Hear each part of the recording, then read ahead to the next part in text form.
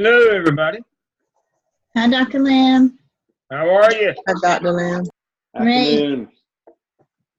Good afternoon.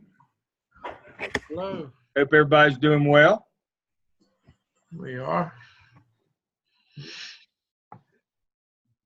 It's just hot.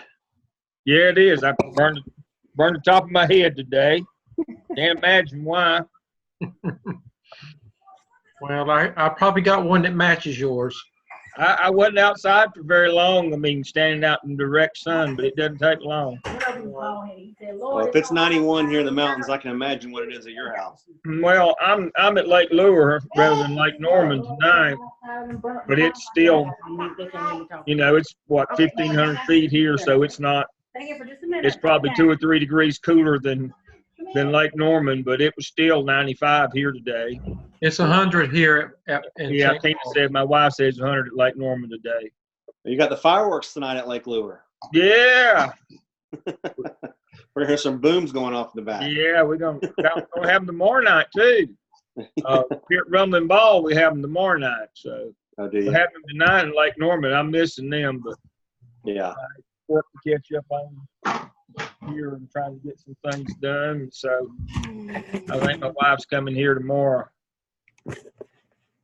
I hadn't had anybody boss me around for a couple of days, so I've been left to my own devices. So I've been backsliding. I'll have to do better. Oh, Lordy. All right, let's see. Where are we? We got 14, and let me share my screen. I don't know whose machine it's recording on. We'll find out, I guess, when we get done. It says it's recording on me, but I never even signed in. Can I switch that somehow? You can stop the record, and I can see if it'll let me try.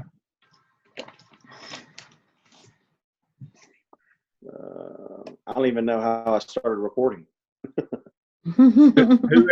Whoever gets in first. Oh, it says you're recording now. All right. Good. All right. Well, I've got 7 o'clock, so I'm going to get started. Welcome, everybody. This is MELS 603 for the summer. This is week 7, July 3rd. Managing student conduct this week. You should be somewhere around skip task 3. At least starting it. The ones that have been coming in have been very good. The only thing that I would say on skip task 2, make sure when you identify your resources, you use names and dollars. Be specific on who's going to do what, where, and when, and why. One other note, make sure that you have specific activities for not only your short-term, but your short and long-term goals. Remember, your short-term goals are communication goals, Twitter, Facebook, social media, those kinds of things. Make sure you have some specific activities for those, and make sure you have some long-term goals as well. That's usually parent events. Make sure you cover both of those when you identify your resources in 2. And then you should have specific activities in 3 to address both of those goals. And then 4, of course, you write your competencies. Now, please remember, whichever 12 competencies you wrote for the OMA, write the other 9 for the skip for task 4. Let me say that again. Whichever 12 you wrote for the OMA, make sure you get the other 9 for the skip when you get to skip task 4. Anybody have any questions on any of the tasks of the skip?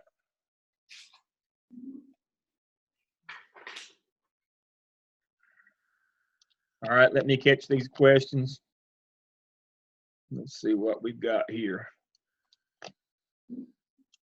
The rubric says that we have to do 12. That's why I said you either had to do 12 or 9. By the time you get through with both of them, you should have 21 for this semester. Some students did 9, some did 12. but in the, whatever you did for the OMA, do the rest of the 21 for the skip.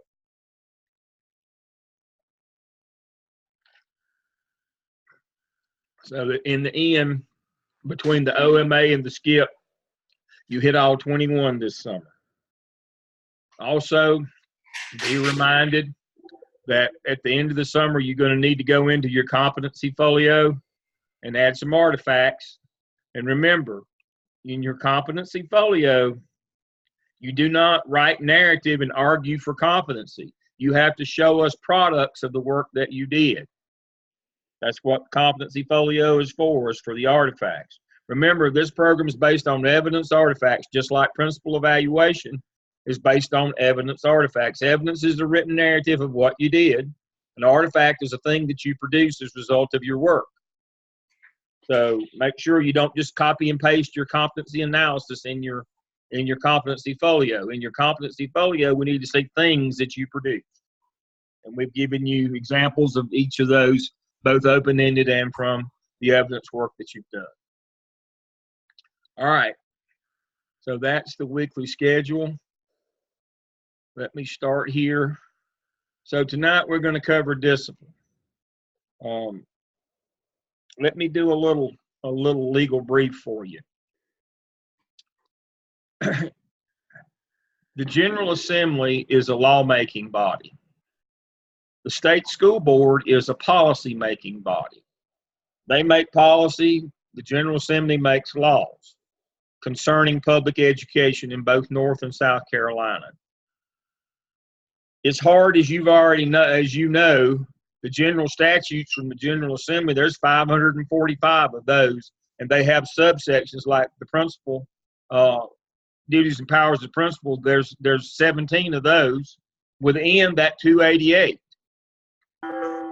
And so there's literally hundreds of laws, and then the state school board has hundreds of policies.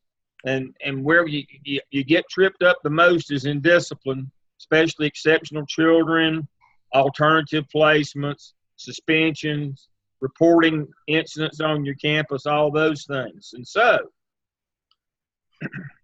the State Department of Public Instruction in both states, their job is to interpret the laws from the General Assembly and the policies from the Board of Education, and to publish manuals, maintain websites, and publish manuals that tell you, that summarize it for you and tell you what your responsibilities are.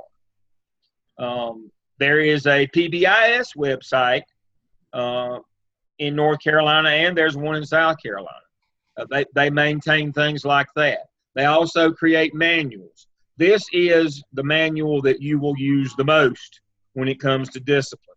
Now, your district will have an adopted code of conduct, but it's a subset of this manual. This manual defines what the infractions are in North Carolina. And then your code of conduct is adopted by your Board of Education as a subset or an ancillary to this document. So, for example, gang activity. Gang activity should be in your code of conduct now, because the state recognizes gang activity now. It's in this manual. For a long time, it wasn't. And districts had a hard time disciplining kids over gang paraphernalia, unless it was a crime in itself. They couldn't stop kids from wearing bandanas or tattoos or those kinds of things, but you can now because the state recognizes gang activity. The state also defines what acts of crime and violence are as well. And those are the ones that have to be reported to law enforcement. Also, this manual tells you everything that has to be reported. It defines those things. It gives you explanations. It gives you little case studies to work through, little scenarios. This is by far the best document that you will ever get in terms of dealing with discipline. You should get to know this thing inside and out because it tells you everything you need to know in terms of the rules and what you need to do. Now, your code of conduct sets the consequences. This manual only speaks to long-term suspensions, exclusions, those kinds of things. Your code of conduct assigns the punishment. And that's what you've got to look at to make sure that you stay within the range of things that, in terms of consequences that you can levy. So you start with this, and then here is the code of conduct. This is an older version, but I could have pulled up a newer one. This one was just handy. Now, all these things that you see defined under the student code of conduct in this district, starting with Rule 1 and going through Rule 33, those are identified in that disciplinary data manual. The local can't adopt policies not in that manual. The state sets forth what the infractions are, but now they do not put a punishment to it. The local puts the punishment to it, the consequence. So, as you can see, gang and gang-related activities is now in this code of conduct because the state added it to their manual as an identified infraction in the state of North Carolina. All right. And that came in 2011, by the way. And I'll show you how that, the genesis, well, what came out of that. So back to the disciplinary data reporting manual. Some things as we go through this that you need to understand. We report in Power School in both states what happened, not what happened as a result of. We report incidents, not outcomes. So what that means is, I've had administrators say, well, I didn't report that fight because I didn't suspend those kids. That has nothing to do with disciplinary reporting. If a kid fights, it must be in Power School. This manual defines everything that has to be reported. We report incidents. Data is organized around incidents, not around consequences or outcomes. Even if you just conference the kid, you still have to report it to the state. Since 2014, North and South Carolina, but mostly in North Carolina, the state is required to do the reporting for the Office of Civil Rights. Districts used to be responsible on their own. Since 2014, the state is responsible to report infractions to the Office of Civil Rights. So that means everything has to go in there now. There is no major, there is no minor, there is no, well, that wasn't big enough, or we didn't do anything to that kid other than talk. No. If it's says in this manual, you report it, you report it. So as we go through, as I told you, DPI is responsible for creating procedures for complying with statutory requirements and carrying out state board policy and General Assembly laws. So you'll see references to policies in here. When you see reference to a policy, that's from the state board. When you see reference to a law, that's from the General Assembly. It's their job to take both of those, condense it, make it make sense, and then explain it to you, and that's what this manual does. Disciplinary data is public information. Now, in aggregate, you don't have to tell students, but what happened at your school in terms of the statisticals, how many fights you had, how many suspensions you had, how many gang activities, all that it's all public information. So it must be reported. All right. It also, PBIS, it also makes a reference that even if you use PBIS, you still have to report. And that says so right here. As I told you, disciplinary data reporting is organized around incidents, not consequences. And here is the state school board policy. Also the general statutes. Again, you're going to see general statutes, that's from the General Assembly, and you're going to see policy, that's from the State Board of Education. And so here's the law part of why you have to report, because the law says so. 115-288 says that criminal offenses have to be reported. School board policy says all these things have to be reported. There's also the victims of dangerous acts have to be offered transfers. That's state board policy. General statute says that you have to compile annual reports on crime. Civil rights. In 2014, the Department of Public Instruction took over the responsibility from the Office of Civil Rights to do the reporting on all incidents that occur in schools. So everything has to go in here. And you also have to do any zero tolerance expulsions. Those are actions. Those are law violations. And so if you do that, you have to report it to OCR that you did that. That goes back to will Bobby strike out? Putting him out, failing for a year was a zero tolerance exclusion, and that's not allowable. So you have to self-report that you did that, and there will be a penalty for doing that. You also have to report improper seclusion and restraints. That one becomes really touchy when you're dealing with self-contained kids, especially if you're in a public separate or you have any self-contained kids on your campus. But all those things have, and it explains zero tolerant policies, what must be reported, all of these offenses. If you use corporal punishment, which is against the law, you have to self-report that. There will be a penalty for doing that. All of these things, pretty much anything that goes on in school, as you can see that here, pretty much anything that happens has to be reported now. And it doesn't have in here, if you suspend a kid, you have to report it. Doesn't matter what you do, that's up to you. The state doesn't get in your business about what punishment you levy. That goes back to your local code of conduct. So I can't tell you enough times. You've got to report what happened, not as a result of what happened. Emily asked, does anybody use zero tolerance anymore? They're not supposed to. If you get caught, somebody will go home. It's not good to get caught. That's the whole will Bobby strike out? The notion of that one is what should have struck what should have caught you in that case study was the teacher manipulated the grading system so that one class assignment counted more than the final grade so that she could fail Bobby for the year. Well, that's a zero tolerance exclusion.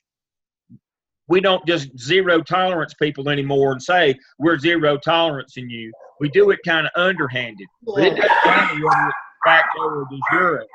If you put Bobby out for a year, if you fail him for the year, that's a violation of the law. You can't do that. And so hopefully people aren't doing it. But if you get caught doing it, whoever did it more than likely will lose their job. Because there will be a lawsuit. And then all of these things, I want you to look. There's pretty much nothing that happens in school that you don't have to report. If you read through this list, I'm on mute.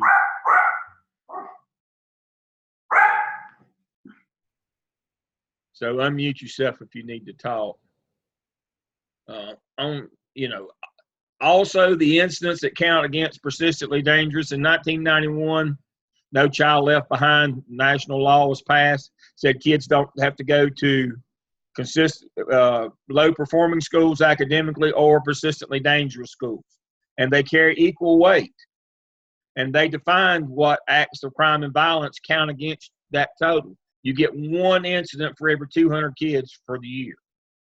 And so if you got a school of 1,000 kids, if you exceed 5 incidents of violence for the year, now all 16 acts of crime and violence don't count against you, persistently dangerous, only the violent acts. So if we go back and look at those 16, here are the ones that count against you. Robbery involving weapon, assault using serious personal injury, assault with a weapon, kidnapping, sexual assault, sexual offense, rape, and taking indecent liberties with a minor. 1, 2, 3, 4, 5, 6, 7, 8. 8 of the 16 count against you. And that's why I said you're not qualified to do any kind of sexual investigations. I would make sure I had law enforcement, because the first thing that everybody says is they covered that up because they didn't want to count against them. That's the first thing everybody says. And sometimes that's exactly what goes on. There's a big brouhaha in the county next to where I live at Lake Norman. A principal has been suspended and he has resigned, he has surrendered his license. It appears that he's going to spend the rest of his life in jail. Now, what he did is unspeakable. But here's the problem. This is not his first time. 12 years ago, I've lived adjacent to that community for 24 years now. 12 years ago, accusations were made.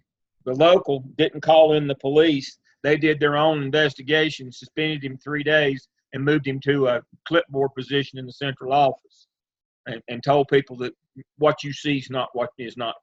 They gaslighted people and told them that they didn't know what they were talking about. People said, but we can see this man's behavior. No, you're not seeing that.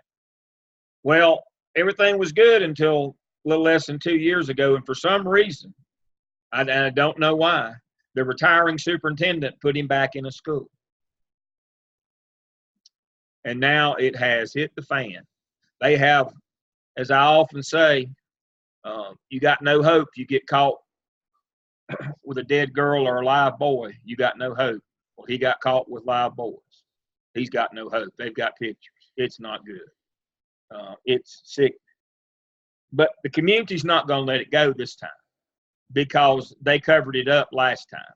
They didn't bring the police in and do a thorough investigation. The central office didn't do that. Law enforcement was not involved. So you better believe this time around, the public outcry, well, the superintendent now, I know she's a personal friend of mine. I've known her for 24 years. She's she's a Gardner-Webb doctoral, and she's on our advisory board. You better believe she's doing the right thing. She didn't hire him, and she didn't put him back in school. And you better believe she's doing the right thing. But this is a case where, because law enforcement wasn't involved, and now some cases from 12 years ago are being drug out, it will take 10 years to work through all the lawsuits. It very well may bankrupt this district. It's not a high wealth district. And the lawsuits that they have to pay out, it will seriously affect their ability to deliver education to children in that district. It is not good. But they committed the cardinal sin. They deemed themselves capable or qualified to do sexual investigations simply in order to cover up what was going on rather than to get to the truth. And now it has boomeranged back on them. Normally it doesn't take this long. Normally it comes back quicker than this. But if you do that, you take the risk, a big risk of losing your job. Let the professionals handle it. That's what they get paid for. Now you say, but boy, that'll be a black eye for the school, and that'll be a bad PR. That's the nature of the business, folks. Sometimes you just got to take you with it. You just got to grin and bear it. That's your job. But as Dr. John Shepard would say, is this the hill you want to die on? Do you want to die on this hill for somebody else's bad behavior?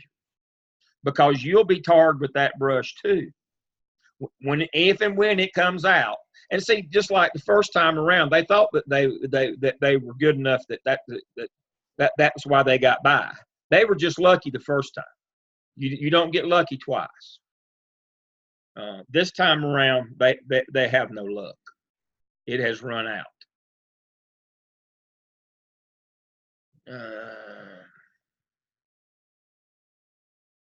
And so you got to know the rules. I mean, part of the reason why I suspect that they covered it up is he had so many incidents that would have to be reported that it would have thrown that school into the persistently dangerous category, and they would have either had to let those students transfer to another high school, or they would have had to reconstitute the school. So they did just basically a local reconstitution, removed the administrative team, and and went on about their business. But that's not acceptable. All of these things have to be reported. Adversive procedures, physical restraint, mechanical restraint, seclusion, all those things are illegal. If you do that, you have to self-report.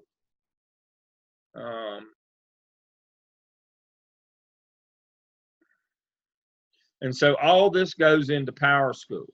Now, Power School looks very much different from the administrative portal than it does the teacher portal. There's different modules in there. Now, I'm not telling you that I want that your district needs to give you a password, but if you could get one of the APs to basically let you watch over their shoulder as they put an incident in, that would be very helpful to you get to get an understanding of how involved it is and how important it is. It is not intuitive. There's 3 screens you got to work through. You cannot generate an official suspension letter if you are suspending the kid unless you put it in Power School. You cannot just make up your own. I've told you the story of the assistant principal in one of our schools in Charlotte, Mecklenburg, and they hired her. She was new. She didn't come through a traditional program. She was with the new leaders coming out of Teach for America, and she didn't know the law, and they told her to get the suspensions down. She just quit putting them in. She just made her own form of suspending kids. Well, the problem is those kids were being counted present when they were suspended. They had to revert a bunch of money back to the state, and of course we had to let her go. You don't intentionally defraud the state and not report discipline and take money for students who aren't there. Remember, money comes to your district on that state allotment based on average daily membership. That's why it's so critical to take attendance properly every day. The state gets really angry if you count students present so that you can get the money for them who weren't there. They not only want their money back, they want somebody's hide. And it was hers that they had to get. And so, I explained to her when they said to you, you need to get the suspensions down, what they meant was you need to do a better job of supervision, make sure that everybody is at a place where they're supposed to be on the duty roster, have teachers come to the hallway at class change, make sure you've got adequate supervision in the cafeteria, the gym, the auditorium where you got large groups of kids, that you've got 1 adult and 45. Do all the things that you know to do that decrease incidents. And I told her, I said, I understand. I mean, I can lose weight 2 ways. I can either eat better and work out, or I can reach down and turn the wheel on the front of the scale. Now, that's the only one that's the guarantee is the manipulation. And that's what she chose. She got caught and she got sent home. And that was the end of her. And so there are real consequences for these things if you don't do what you're supposed to. Because generally there's money. Either the state gave you money you didn't deserve, or there's money that you have to pay out in a lawsuit because you acted improperly. It never goes well for you to underreport or not report. Now, a common problem as well is underreporting. What that means is 2 kids get in a fight and you report it as misbehavior. No, it's a fight. We had a situation at one of our middle schools where there was some really bad sexual things happening on the bus, and they were just classifying it as bus misbehavior until the parents as a group went to the news media. They were a community of non-English speaking, an immigrant community, and they went to the news media through one of the local community organizers, local pastor. It cost the principal and a couple others their job at that school because they were intentionally underreporting sexual assaults, rape, sexual offenses as just simply bus misbehavior. And when that investigation was done, there were over 20 victims in that incident, which had been ongoing. These non-English speaking students were being taken advantage of on the bus. And so ignorance of the law is no excuse. And so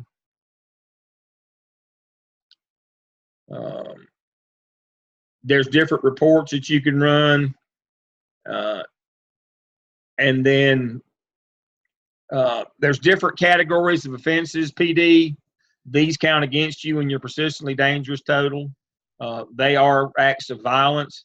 RO is acts of crime and violence, and then unacceptable behaviors. Now, there are 4 unacceptable behaviors you still have to report to law enforcement because they have a general statute attack. They are a violation of the law.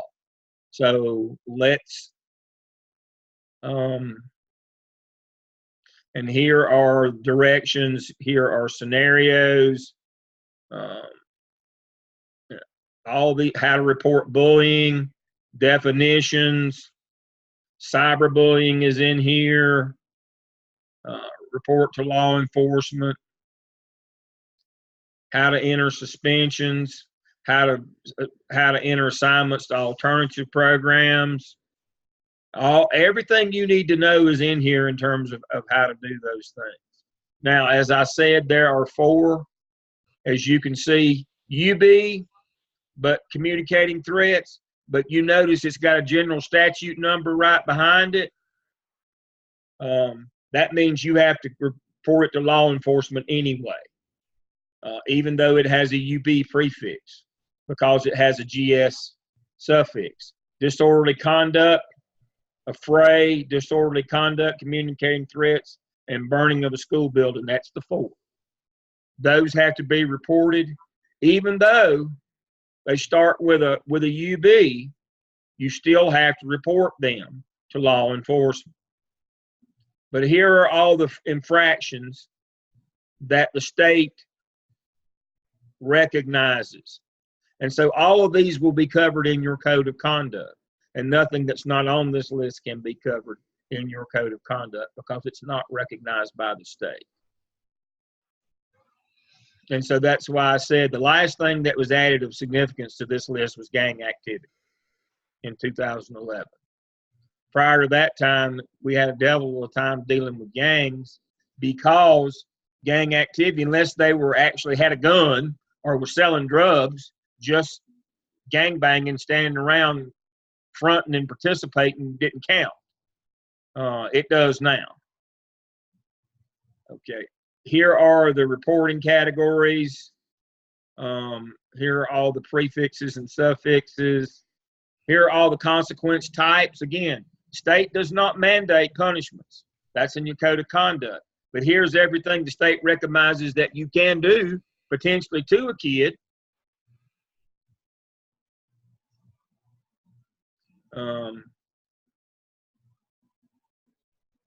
And then you have to tell who the victim is. Let me see this chat.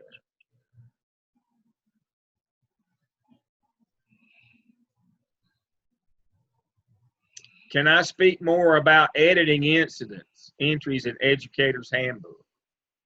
I don't understand that.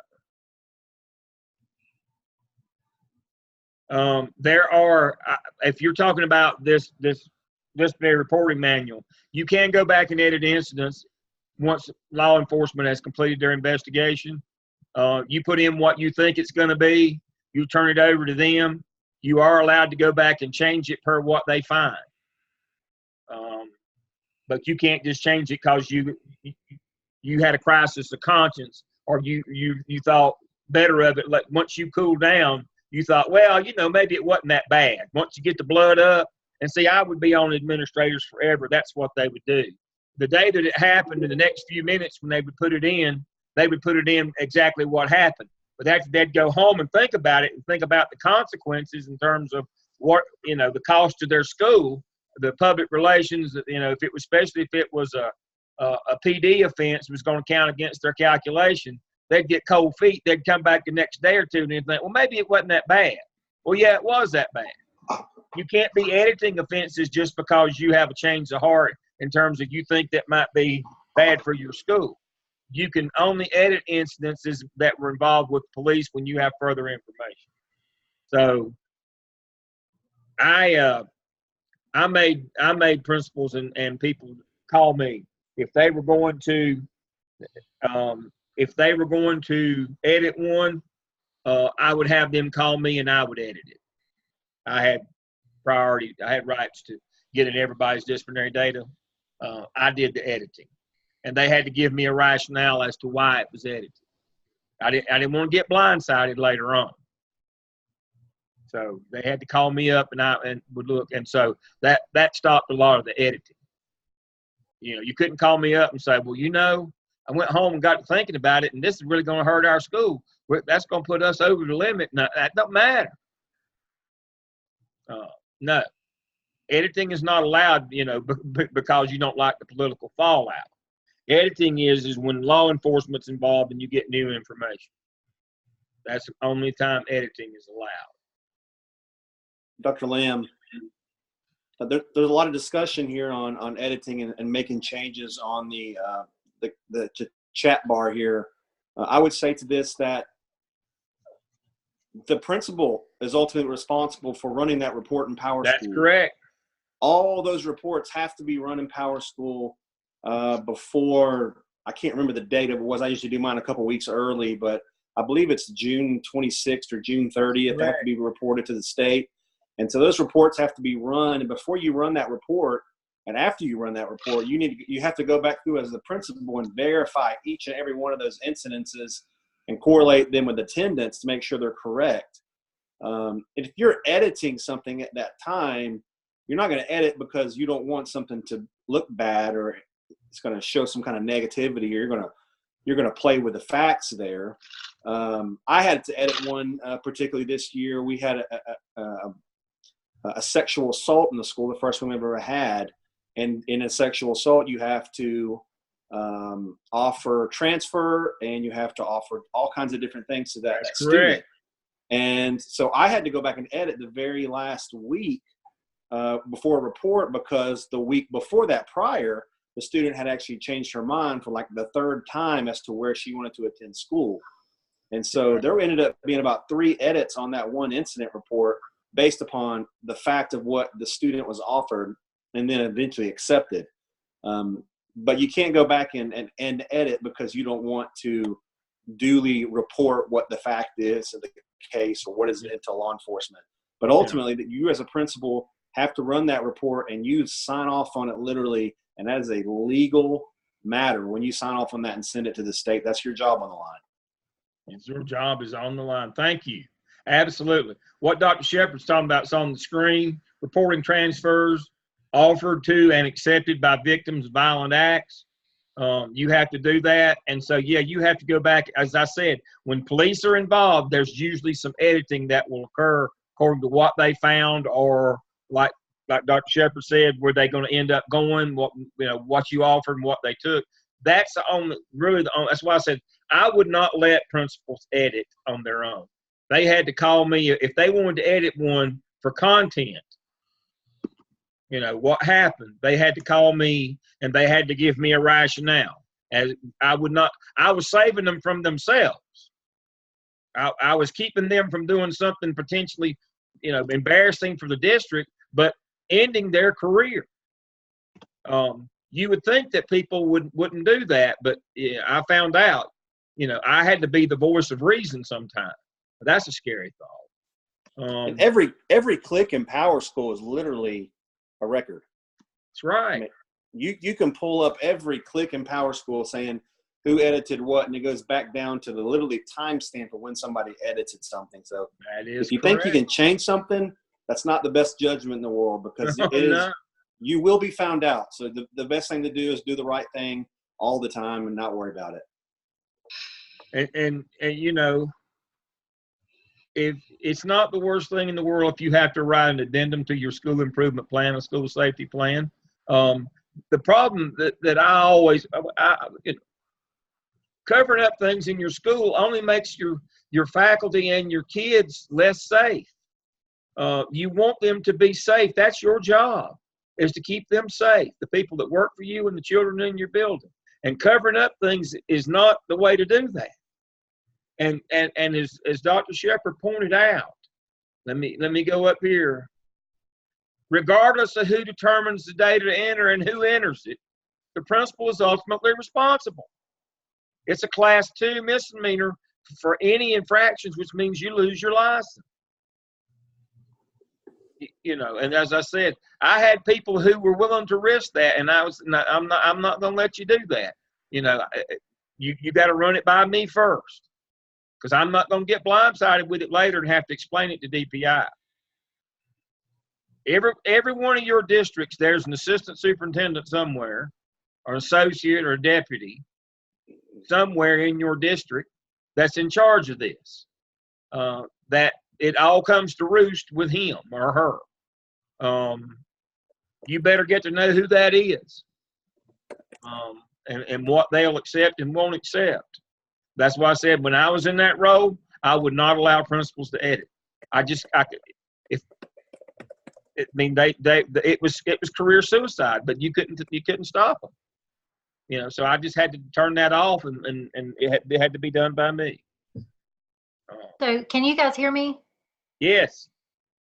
So when I was referring to, the example I was referring to was an assistant principal deleted a write-up in Educator's Handbook, not Power School. It was a write-up that a teacher did because a student came to class without a pencil.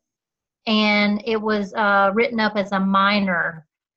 So like a lot of the schools with the PBIS have decided that if you have 4 minors, that equals a major. So they deleted that minor because they said, you know, that shouldn't have gone in there. You just give the kid a pencil. Like, you don't write them up for that. Yeah. I'm not a PBIS fan. Let me start with that. I'm not a PBIS fan. Because too many schools use it as an excuse to manipulate their data. Dr. Stedman's grinning at me. We had a doctoral student at a high school. You knew I was laughing. We had a doctoral student who worked at a high school that claimed that they implemented PBIS, and their suspensions just dropped off the map. And then when she went in and interviewed all the teachers, they didn't even know they had a PBIS program. We didn't have any staff development. We're not running PBIS. We don't know what you're talking about. Too many times PBIS is used to manipulate data. But in the end, if it gets found out, you can't claim, well, we're doing PBIS. That's why it doesn't matter. If you don't follow this handbook and you get caught, it's the end of it.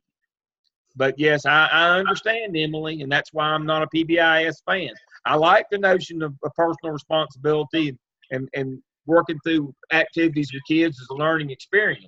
But I don't like the notion that we allow that to people to use that as a way to cheat. Because that just makes your school unsafe. The teachers to a person who were interviewed in the high school said, our school is by far the most disruptive it's ever been, and I feel the most unsafe this year that I've ever felt. And that's what happens when you don't do your job and you use something as an excuse to keep from reporting on yourself. I'm going to have to coach y'all like I do my doctoral students when I teach methodology. What's the least reliable form of data? Let me ask the question again. What's the least reliable form of data? And the answer is self-report. And here's the problem. We ask people to self-report this data. And if you don't watch them, they'll use whatever means necessary to manipulate that data. But when it becomes known, you put kids at risk, you put faculty at risk, you put your district at risk of lawsuits, you're surrendering your career. It's not going to go well for you.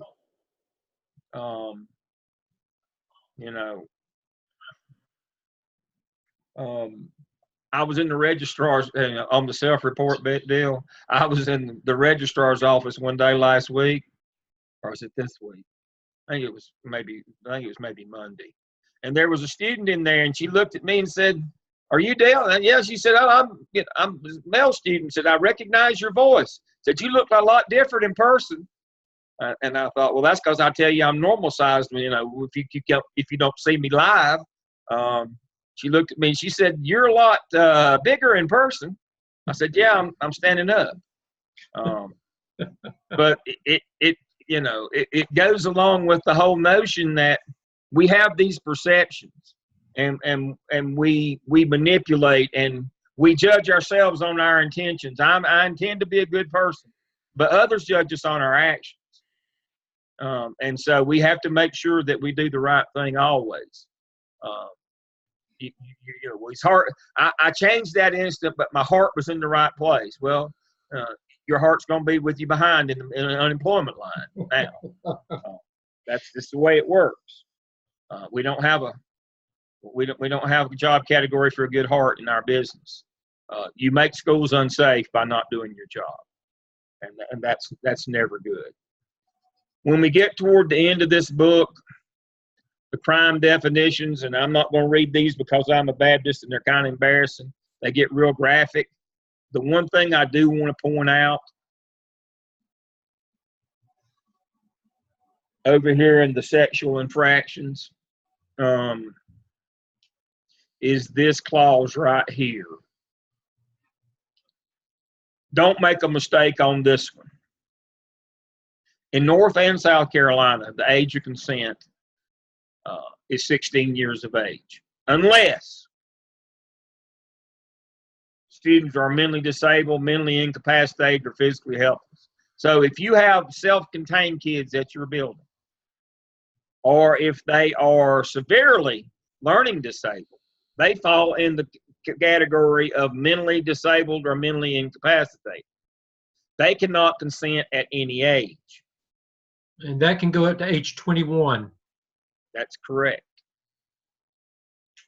So the 16 is not relevant or valid for them. So a school in the northern part of Mecklenburg County, a 16-year-old girl came in and said that she'd had sexual congress with a boy, and they first thing, they didn't call the police. They investigated it themselves, and they said, well, yeah, we believe something happened. They saw them on the video leaving, going to the bathroom together. But they said it was consensual, no harm, no foul. We don't have to report anything to anybody. We're good. You know, dodge that bullet. Except the girl's parent went to the police, and the police said, you know, we're quite sure something inappropriate happened here. Law was violated. But since the school did not call us and conducted their own investigation, and now the evidence is tainted, there's nothing that we can do. And we just apologize to the family because we're quite sure that their child is a victim. She was self-contained EC. She was 16, but she was self-contained. So that was the principal, and 2 APs lost their job over that. The police will throw you under the bus if you go over and start playing and, you know, taking, they knew they should have been called, and they would have known that a 16-year-old self-contained child could not be consenting. She had the mentality of a 4 or 5-year-old. But they said, well, she's 16, no harm, no foul. So make sure you understand. There is no age of consent until after 21 for those. So if you have them in your building, you got to keep them safe. And so here are all the 16 acts of crime and violence. Juvenile court information when you get kids in locked facilities. All that information is in here. Here's the forms for restraints, all the stuff that you have to report now, exclusions, restraints, aversive maneuvers, you know, takedowns, all that stuff, all that's in this manual. If you get a job as an AP, more than likely you're going to have to do discipline. You better get very familiar with this manual. Let me switch gears quickly. If professors, any of you have anything you'd like to add? This is just kind of get through at night. Anything you'd like to add? No. All right. Let's look at a code of conduct right quick. All right. So the state sets the rules. Here they are. We don't tell you what punishments you have to do. That's up to you. Your board adopts the punishment levels. It can be classes or tiers or whatever it is, but there should be some discretion in it so that due process can be served. Zero tolerance. Remember, if you do this, you get that. That's against the law because that means you get no due process. And so they delegate to the local Board of Education the responsibility to develop a code of conduct that sets the consequences for the actions that they define as not acceptable in school, whether they're reportable offenses, persistently dangerous, or unacceptable behavior. They define them. They also say, here are the level of consequences you can give. Now, you go figure out what you're going to do, but make sure there's a range so that you can manipulate the punishment according to the crime so that you can show that you have done procedural due process. And so here are all the things that CMS says is an unacceptable infraction in their buildings. And then they start with each one of them.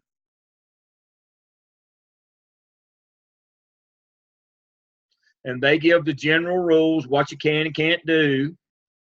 They also have the safe harbor provision. Like we've talked about that already. If you bring something you're not supposed to have, you can turn it in without punishment before somebody sees it or finds it. And then they get all this stuff. And then they explain their tier system.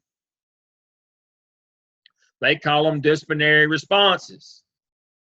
They have tier 1, and here are the things under tier 1 that you can do. Tier 2, tier 3, and 4 and 5. And so for every one of those things, they set a minimum and a maximum so that due process can be served. And so that's how it works. So each one of those 33 that they have a minimum and a maximum punishment that you get. And that does leave the administrator some discretion in terms of what consequence they assign. It does not give any discretion to report or not report.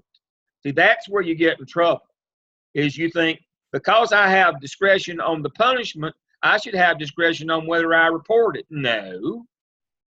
That gets you unemployed. And so that's what a code of conduct does. It interprets, no, it doesn't interpret, it sets the consequence for what the state defines as unacceptable behavior and unlawful behavior in their schools and gives a range. And this document speaks to substantive due process and procedural.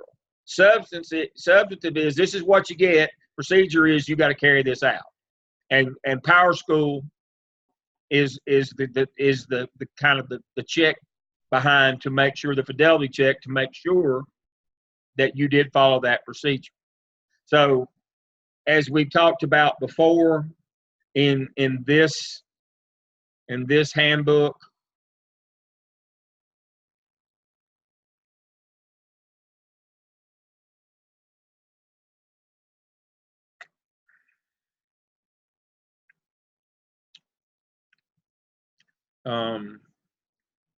let me get back to page 11, I believe it is.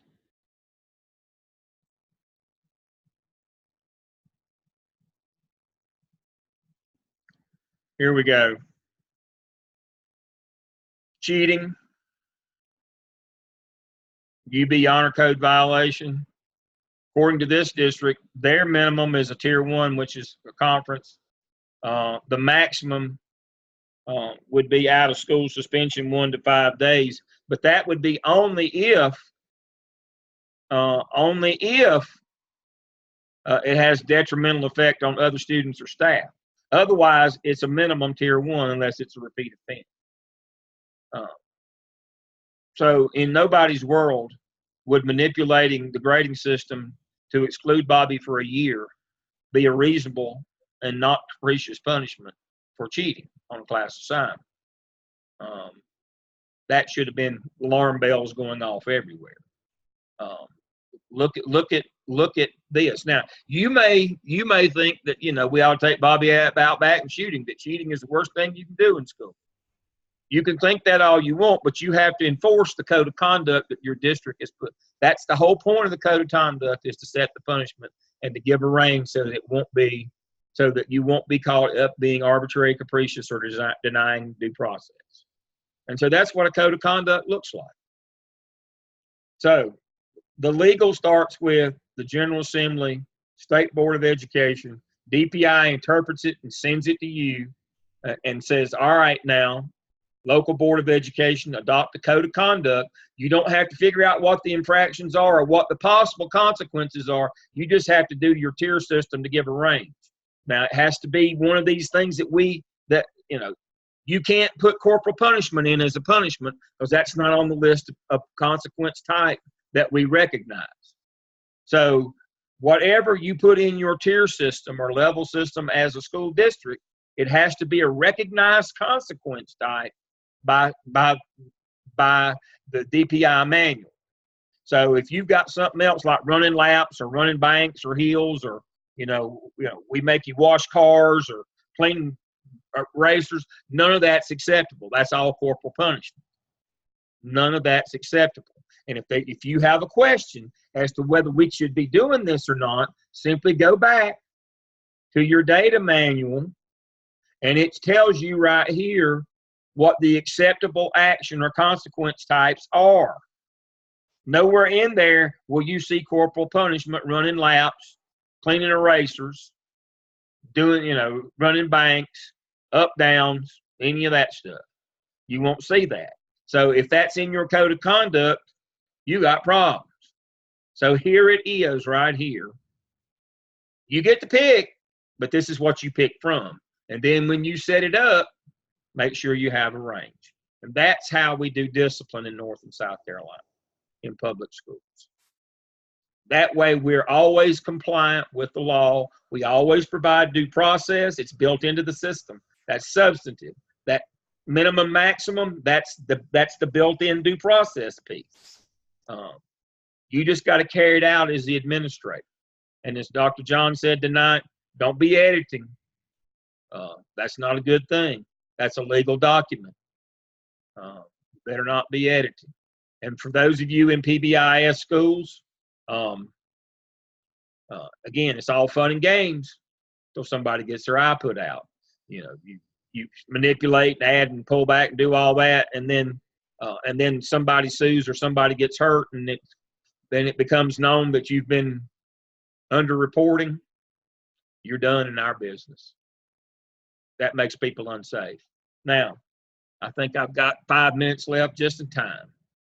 In 2011, because it was new, I did the keynote address at the DPI's big summer conference at Torrey in Greensboro.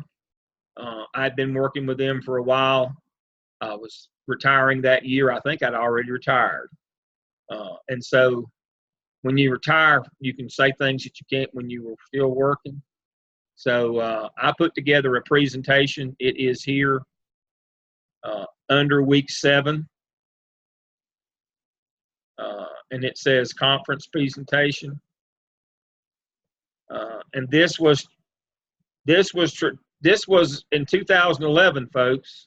And this is what I believed at the time, according to the data in Charlotte-Mecklenburg, that was the biggest cause of our acts of crime and violence were little things that became the big things. Antecedent behaviors is real. It is a theory in criminology that people don't start out robbing banks. They start out doing smaller things first and work their way up. Well, kids in school do the same thing. So I did this presentation, and here at that time, now this is 2011. This is to show you how smart I am. In 2011, I said this is what's coming, going to be the worst things coming, or this is what our data is telling us is going to cause the biggest problems in your school. Gang activity, bullying, cyberbullying, sexting, and sexual harassment. That was 8 years ago, folks. How accurate was I? Now, I'm not telling you how smart I am. I was simply running the data. I had managed the largest database in the state, and I had access to theirs as well, and we ran the numbers. And what we figured out was if you see these things going on in your building, if you have gang activity, pretty soon you're going to have weapons, you're going to have drugs, you're going to have assault with weapons, you're going to have overdoses. If you have bullying and cyberbullying, you're going to see acts of violence, you're going to see suicides, sexting, you're going to see pedophilia, boys and same sex, different sex with underage children. and sexual harassment. You're going to see acts of crime and violence in terms of rape, sexual offense, sexual assault. That's what comes out of these. These are the small things that become the big thing. And the big change up the top left was gang activity. I lobbied for a while, was finally adopted and accepted by DPI state board as an actual infraction, just representing a gang. You didn't have to shoot somebody or sell drugs, just represent it. And so if you work through all this, I've got all the things that I covered tonight that tells you that. You can watch this. And we did gang awareness. I hired, as I said, a criminologist. We went through all the local types of gangs, the pictures. Criminal enterprise is what we used to call a motorcycle gang. That is now, they've dubbed them now criminal enterprises, so they can prosecute them under RICO, racketeering statutes, all these different types. Here are the ones that we identified in Charlotte. And here's graffiti. Here are things that kids were wearing around on their person. And so starting in 2011, if we caught you with this, we could put you out of school. We could punish you for this thing. You didn't have to steal something, sell drugs, or shoot somebody. Just simply representing a gang at that point was against the rules in our schools. Tattoos. This one over here, Insane Clown Posse, they gave us a lot of trouble. That's a musical group, supposedly, but they're people, but here are the ones. Anybody able to recognize who she's repping right here?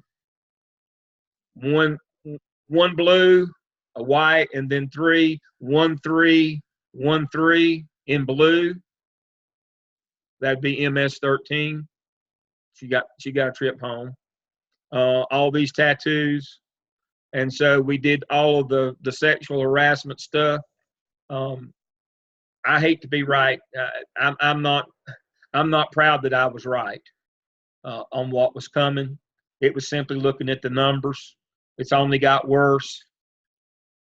If you can't prevent these 4 things, these smaller things from happening in your building, you will be eat up with acts of crime and violence, and your school will be unsafe.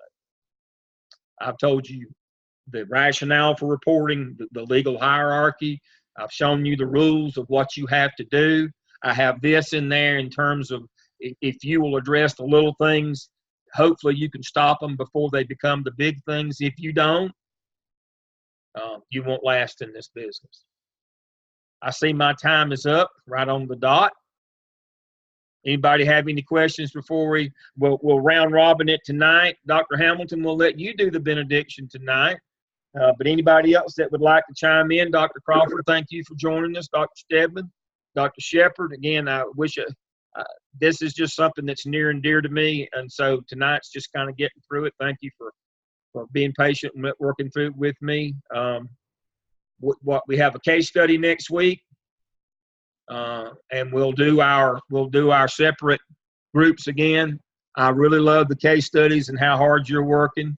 And the questions that you have, you're doing a great job. Your instructors are working hard on those as well. So if nobody has anything, Dr. Hamilton, take us home. Well, I know this can all feel overwhelming and feel like a lot, and it really is. And I would say that in addition to making sure that you are inputting everything into PowerSchool that you're supposed to, every time, just pull up the board policy, just reread it. None of us can memorize the whole board policy. So just always just go back and pull it up. And then if somebody says something, you can say, well, I pulled up the board policy. This is what it said. This is why I made that decision. But I would argue to keep your documentation, keep your witness statements, keep everything that you have. And I'm starting to, and just in light of a few things over the last few weeks that's happening in our district right now, I guess you need to just go ahead and keep all that for the rest of your life. Yes. I don't know what else to say. I just, yeah. We have stuff being pulled back up from 20 years right now. So yeah, you were mentioning that last week. Monday, yeah. Whenever, Monday, yeah. excuse me, Monday. Got stuff that's come up from 1999. So yeah, just keep, just get a place in your attic is all I can say. Yeah, it never goes away. No, it doesn't. So, but you know, just do it and just have your ducks in a row. And Dr. Lamb has given great advice, and you'll be fine. And it is a rewarding career. It is. It If you know is. the rules. It is. If you know the rules, it really is. We're not trying to discourage you. We want you to do the right things. I believe that folks can make a difference, but only if you can stick around. If you don't follow the rules, they won't keep you. Right. And So thank you all. Enjoy your 4th of July. Everybody have a good holiday. We'll see you next week for the case studies. We'll resend the links for those. So we'll see you next week. I'm feeling very confident. Everybody have a good week. Thank you. Thanks. Bye. Good night. And break it down into all its delicious parts. It's so easy